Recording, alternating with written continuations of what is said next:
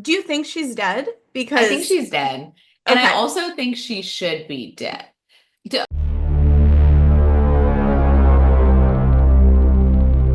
Hi, ghouls, gals, and spooky pals. Welcome back to the Monstration Club. I'm Emma, and I am here with my best friend. Jen! So today we are going to be talking about the second book in the series. I have only read up until book two, but Jen has read further, so she is going to be aware of spoilers. Yes. There will be spoilers, but only up until book two. Who's your favorite character? Or I guess, do you have any general impressions of book two first? Okay. So, so let's talk general impressions really fast. I know we're Mhm. keeping this shorter, but general impressions, I know you really loved it. I really, I don't think bored was the right word, but I was getting like really slogged down until Nehemia's death. Mhm. Um, that was when I was like, it kind of was like a Ned Stark moment, I think, for me, Mhm. where it was like, no one's safe because the stakes felt somehow lower in this book than they felt in the first book. After like all our main characters made it out alive in the first book, I was like, well, everyone's going to be fine. And Nehemia's death really caught me off guard. Mhm. Kale getting abducted didn't do anything for me. I was like, well, that's great that she's going to save him. That's great that we're reversing the roles, but he's going to be fine. That death really surprised me. This is kind of fun. So it surprised my husband so much that he came out and was like, well, I was like, how, where are you in the book? And he goes, well, Nehemia's dead. I was like, oh, okay. He's like, but she's not dead. I was like, okay. Well, let's I talk relate to about your that husband later. because I never think people are dead. Because if they That's, I was shouldn't be gonna dead, ask they're you, not dead. do you think she's dead? I think Because, she's dead. And I okay, also think she should be dead. Okay, so let's talk about her death since we're already talking about it. We'll okay. do that one. Um, so I think that Nehemia's death wasn't as hard for me to digest. This is a spoiler from Mistborn Book One, so if you haven't read that, stop now, go read it. Mistborn's an amazing series, 10 out of 10 recommend. There's a lot of horror elements in it. Uh, Nehemia's death reminded me a lot of Kelsier's death in that it felt like it was going to create some larger movement. So I did think she was really dead because I felt like Selena needed to change, and Mm-hmm. that wasn't going to happen without her death. And so it felt like if she didn't die, the plot couldn't continue in the way that it needed to continue. But I also think I was spoiler for Stormlight Archive. Evie, I'm really mad she died. I don't think she died. This is my like delusional mind. But I think that I'm okay with Nehemia's death because she knew what the stakes were. Even before we get the point that she might have actually known she was going to die, even before that, she knew that she was being traitorous to a tyrannical king that had killed tons of people. And so I felt like she took on that risk knowingly. And I'm okay with her dying. I don't like that she died. Do you think I completely agree with you. That's when I think the plot picked up. It's when Selena was like, okay, I need to be involved here, and it really like sparked that fire within her. I think there were other ways perhaps Nehemia could have done it. By telling her that she knew who she really was, that she knew who Selena really was. It would have might have been an effective tool of like sharing this secret together and bonding in that way and working towards something and being like, "Hey, you have to do this because it's you were born to do it." Um, I mean, it worked. It was really effective. Nehemia dying was really effective. I just think there were probably other methods she could have done it. Do you think that would have been as effective as her dying? I don't know if it would have been as effective, but she wouldn't Mhm. be dead. So I don't know that it would have been as effective. I mean, it really did. It lit a fire under her. I think it could have backfired also, though. It could have Mhm. just as easily her to have been like, you know what? The system isn't working for me. I'm gonna Mhm. She could have really, I'm trying not to curse here, she could have really messed stuff up. You can curse And here. okay, she could have really fucked shit up and like gotten herself killed as well because Hmm. she was so angry. And she almost did. Like she was so angry about it that like Hmm. people are holding her back and I don't Yeah, she know. did almost kill Kay. Like Yeah. really almost killed him. And then she would have died. Yeah, that wouldn't So have gone well for her. That so wouldn't have I gone. just I think it's really fortunate it worked out in the way it did. And Nehemia is mystical and amazing, so she probably knew it would work out in Hmm. that way. But I'm not mad that she died. I think it makes for a way more interesting book than what I'm Hmm. describing. I was just trying, when we were talking yesterday, I was just trying to think about like other avenues that maybe would have been effective, if not as effective, but Hmm. she could have utilized. I think part of maybe why I feel like she needed to die, and maybe she didn't, is because I think if she didn't die, she was always going to be the one dragging Selena along instead of Selena learning to internalize that herself. Because the whole Mm, beginning of the book was her being like, we should do this, and Selena being like, no, thanks, you're going to die. But I also think Selena could do that because she knew someone else was doing it. Like she never had to be the true protagonist because she was like, Nahimi is always going to be doing it. And so it almost counteracted each other versus now I feel like she has to internalize what Nahimia was doing in a different way because she's not there.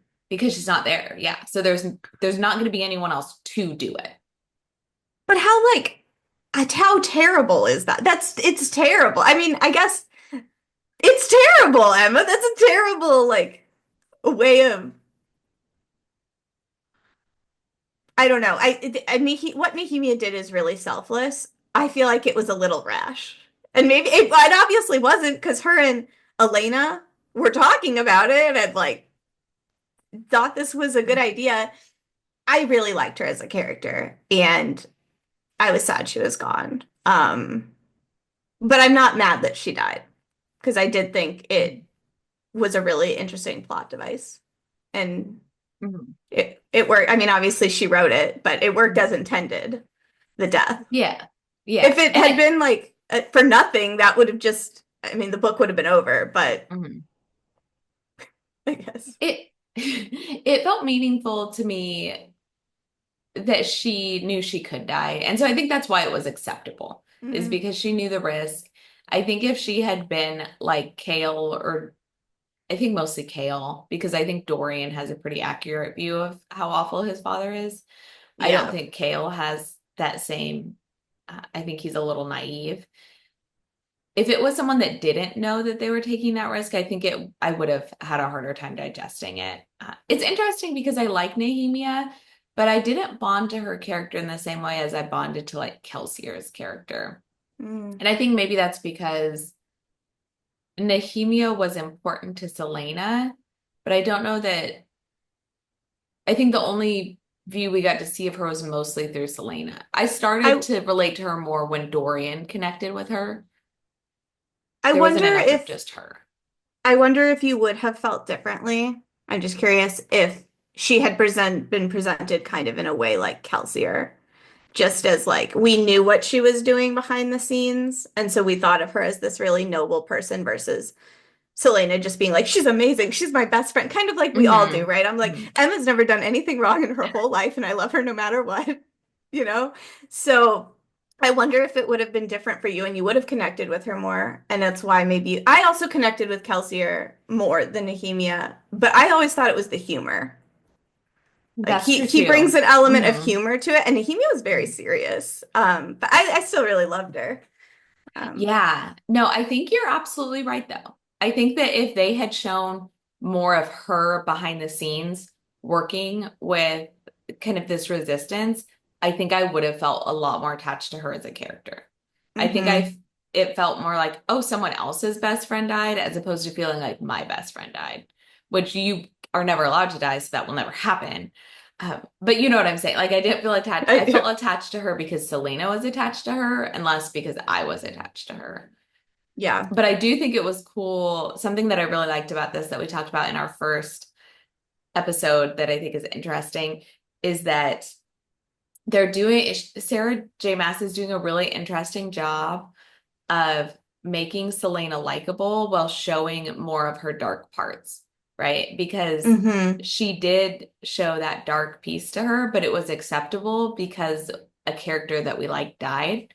So it's kind of is starting to sprinkle in there of like, here's this dark piece of her, but you're still rooting for her because we know the why behind her doing it, as opposed to her just killing the people the king said and seeing how sadistic she is, she wouldn't have been likable, I don't think, then. So it's kind of interesting how she's introducing this piece of her in a way that still makes her likable.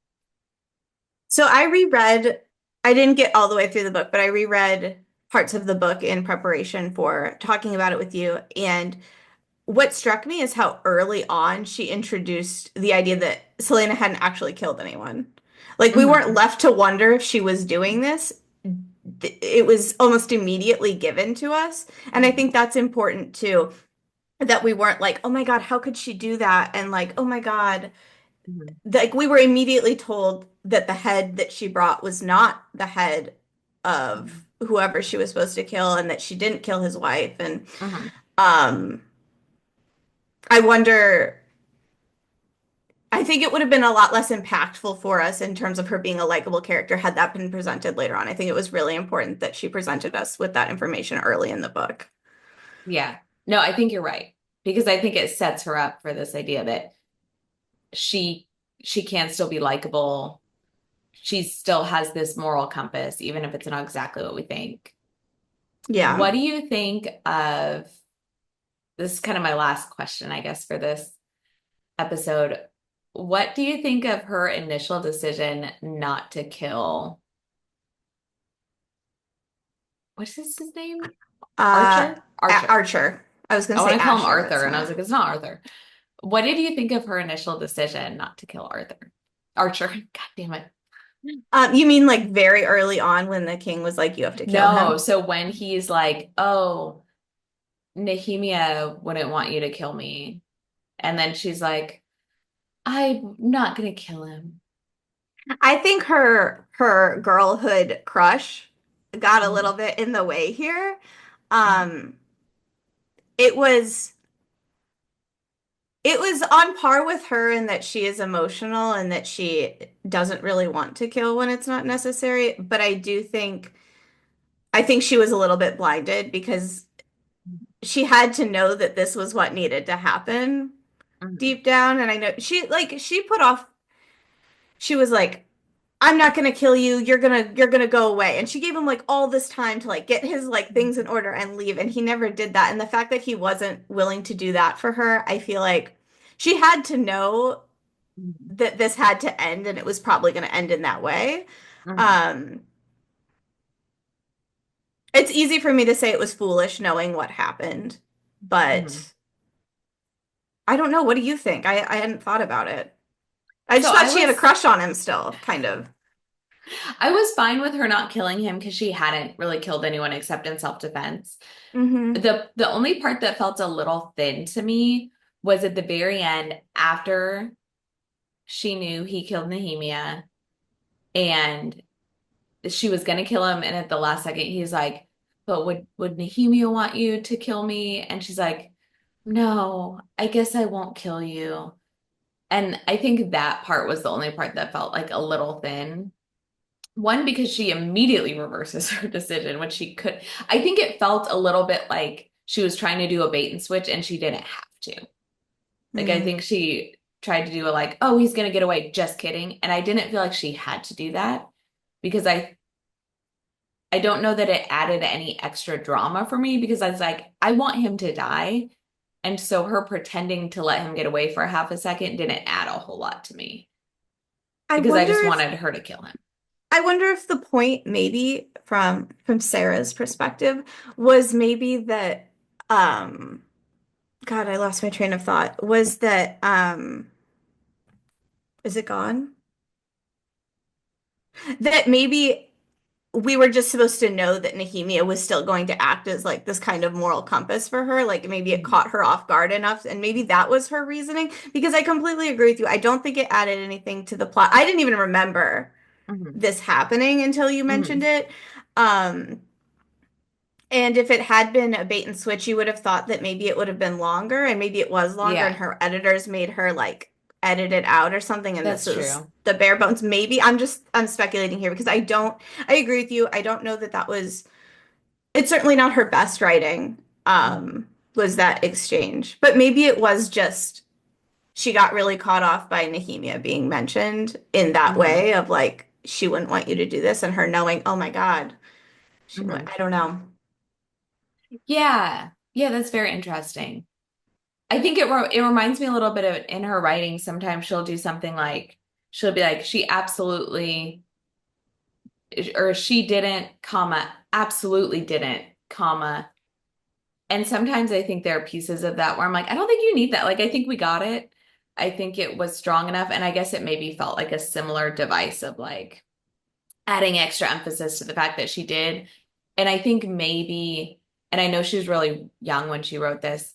I think maybe she's a stronger writer than she gives herself credit for. And I think sometimes she I like agree with couches that. things and she doesn't need to because I'm like, I already actually got that. Like you already conveyed that very clearly. You didn't need to add that. And so I think I maybe she's just a stronger writer than she gives herself credit for. that is such a good analysis of the way she puts things in commas Hmm. like that, because I find that a lot of female fantasy authors do that. And Hmm. I don't know why. I know it's something that like irks my husband when he reads Hmm. it, and he's like, I just don't know why they feel the need to do that. And maybe it is that aspect of like women needing to over explain things because we Hmm. feel like we're not being understood. And that just upsets me deeply. It's not that it's, I don't think it's poor writing, and I don't think it doesn't bother me, but it Hmm. bothers you and bothers him. Um, and I do wonder if it's that over explanation that we feel like, even now that I'm doing like, do you get it? Yeah. No, I think you're really onto some. It reminds me of like putting three exclamation points instead of just one or just a period. Like I think that I do that all the time. we I'm all do. notorious. We all do. But I do wonder if that's part of it. Is that like over explaining or feeling like it's not going to be strong enough or having to couch things when I think that she is a strong writer, I don't think she needs it. And I also think there's an element too of this where sometimes with these like female fantasy authors, sometimes the kind of narrative we hear is like, oh, well, the story's good, but the writing isn't that good. And I think we've all heard that. Sometimes we've even said it. Like, I think even at the beginning of this one, it was like, but she was young when she started it. Yeah, And, but I also think like maybe it's not the most advanced writing ever, ever, ever, but I think it's still great. And I also think the story is so compelling. No one's like Stephen King didn't write the best version of this one thing because his story is so compelling. It doesn't matter if it's always picture perfect Hemingway. right. Yeah, are we harsher on female authors? I feel like we are, because it's not written Mhm. like Tolkien. It's very salient for me as Yeah. I am like, trying to get through Lord of the Rings. Mhm. Finally trying to get through it, because every time I hit a wall and I'm like, I just can't read Tolkien anymore. And so for me, Mhm. that's not. Everyone says Yeah. it's great writing, but for me, I'm Mhm. like, okay. And because it's not that, it can't be great. Mhm. I don't know. Maybe That's we are so interesting. harsher. Yeah. That makes me Well, sick I because know we're doing it it feels too. bad. But we're Yeah. not doing it. We're But we're stopping doing not. that. We're stopping doing it. So, let us know. Like, do you think Nehemia should have died?